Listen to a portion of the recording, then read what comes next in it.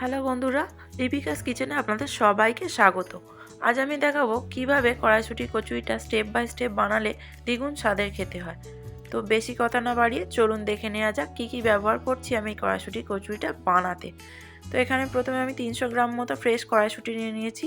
আপনারা চাইলে সেদ্ধ কড়াইশুঁটিও ব্যবহার করতে পারেন। এই কড়াইশুঁটিগুলিকে মিক্সিতে দিয়ে আমি একটা সফট পেস্ট বানিয়ে নেব। পেস্টটা খুব সফটভাবে বানাতে হবে, কারণ এর মধ্যে যদি দানা থেকে যায় তো লেচিটা বেলার সময় ছিঁড়ে যেতে পারে। সেই জন্য পেস্টটাকে খুব সাবধানে সফটভাবে বানাতে হবে। তো দেখুন আমি একটা সফট পেস্ট এখানে বানিয়ে নিয়েছি।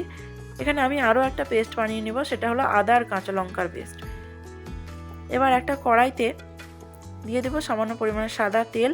তেলটা গরম হয়ে গেলে তার মধ্যে দিয়ে দেবো হাফ চামচ পরিমাণ হিঙের গুঁড়ো এবং হাফ চামচ পরিমাণ কালো জিরের ফোড়ন।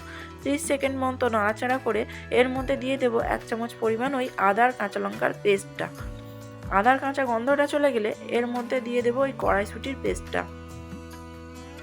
কড়াইশুঁটির পেস্টটা ততক্ষণ পর্যন্ত নাড়াচাড়া করতে হবে যতক্ষণে জলটা শুকিয়ে যাচ্ছে। কড়াইশুঁটির জলটা অনেকটা শুকিয়ে এলে এর মধ্যে দিয়ে দেবো হাফ চামচ পরিমাণ বিট নুন, হাফ চামচ পরিমাণ রেগুলার নুন আর 1 চামচ পরিমাণ চিনি।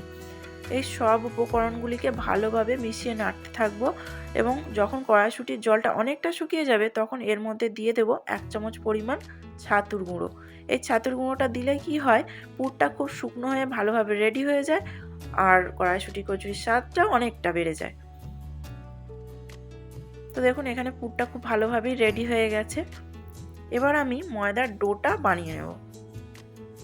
এখানে আমি 500 গ্রাম পরিমাণ ময়দা নিয়ে নিয়েছি আর একটা কড়াইতে 2 চামচ পরিমাণ ঘি গরম করে নিয়েছি। যেহেতু ঘিটা জমাট বাঁধা থাকে সেই জন্য ঘিটাকে গলিয়ে নিতে হবে। আপনারা চাইলে এখানে ডালডা বা সাদা তেলও ব্যবহার করতে পারেন। আর এখানে ময়দাটার মধ্যে ঘিটা গরম হয়ে গেলে ডাইরেক্ট একটা চামচের সাহায্যে ছড়িয়ে দিয়ে চামচ দিয়ে মিশিয়ে নিচ্ছি। মেশানো হয়ে গেলে এর মধ্যে দিয়ে দিলাম পরিমাণ মতো নুন আর দিয়ে দিচ্ছি 1 চামচ পরিমাণ চিনি আর দিয়ে দেবো 1 চামচ পরিমাণ সুজি।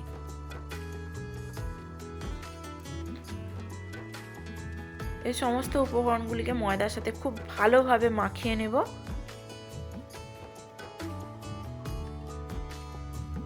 উপকরণগুলি ভালোভাবে মিশে গেলে এর মধ্যে হালকা গরম জল বারে বারে দিয়ে ময়দাটাকে মাখিয়ে নেব। গরম জলটা বারে বারে দিয়ে মাখতে হবে, কারণ একেবারে অনেকটা জল দিয়ে দিলে ডোটা নরম হয়ে যেতে পারে।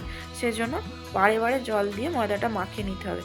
আর দেখুন এখানে আমি একটা সফট ডো বানিয়ে নিয়েছি এবং এই ডোটার উপরে আমি হালকাভাবে তেল মাখিয়ে দেবো, কারণ উপরে সারফেসটা যাতে শক্ত না হয়ে যায়, এবং 15 মিনিটের মতো রেস্টে রেখে দেবো। 15 মিনিট রেস্টে থাকার পর আরও একবার ভালোভাবে ময়দাটাকে মাখিয়ে নিয়ে আমি মাঝারি সাইজ করে লেচি কেটে নিচ্ছি। এভাবেই একে একে সমস্ত লেচিগুলি কেটে নিয়ে আমি গোল করে নেব এবং এই লেচিটার সাইড থেকে প্রেস করে করে আমি লেচিটাকে বাড়িয়ে নেব। মাঝখানটা প্রেস করলে হবে না, পাতলা হয়ে যাবে, তাহলে পুরটা দেওয়ার পর বেলতে গেলে ছিঁড়ে যেতে পারে। সেই জন্য সাইড থেকে বাড়িয়ে নিতে হবে এবং এইভাবেই পুরের মুখটা বন্ধ করে দিচ্ছি, দিয়ে লেচিটা ভালোভাবে গোল করে নিচ্ছি যাতে পুরটা ভেতরে ভালোভাবে ছড়িয়ে যায়। এইভাবেই একে একে সমস্ত লেচি আমি বানিয়ে নেব। এবার হালকা হাতে প্রেস করে এই লেচিগুলিকে একে একে বেলে নিচ্ছি। দেখুন হালকা হাতে আমি লেচিটাকে বেলে নিচ্ছি যাতে পুরটা বেরিয়ে না যায়।